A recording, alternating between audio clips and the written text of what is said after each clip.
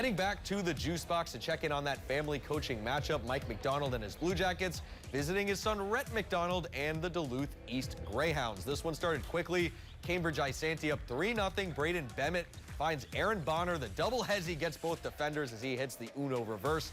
But Emerson Drewby sees a full lane, and after blowing by his defender, he takes it to the rack for the ice cream scoop lay-in. East now down 5. Midway through the first half, Bonner must have had some dirty laundry because he gets the spin cycle going and the baby hook as well. On the very next possession, it's Bement on the top of the key. He gets the screen, one dribble, pull up, and he makes it look easy for 3 of his game-high 14 first-half points.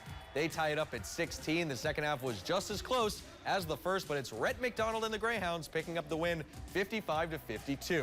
And then we head to the land of the Lumberjacks. A very interesting warm-up outfit by the Cloquet basketball team taking on St. Francis. First possession, Max Sundquist at the top of the key. Thinks about shooting, instead decides to pass it to the other senior, James Wilmot. He drains the long-range triple for the first points of the game.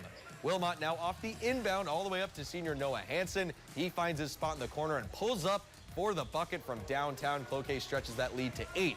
Sundquist distributing yet again, this time a great pass through the defense. Down low to Wilmot, who goes oppo hand to get that layup to go. Jacks up by 9. Defense turning into offense all afternoon long. Jacob Nelson on the fast break gets an easy 2 points. Too much pressure for the Fighting Saints. They call timeout. The Lumberjacks are now 16-4 on the season. They cruise to a big home victory, 83-45 over St. Francis. And some other basketball scores from around the Northland. Dave Anderson's Ely Timberwolves with a massive road victory, taking down the Lake of the Wood Bears by 72. That's not a typo. The Superior Spartans also edging out with a 2-point win at home over Bemidji. For all the scores from today's basketball action on the hardwood, head over to our website, northernnewsnow.com.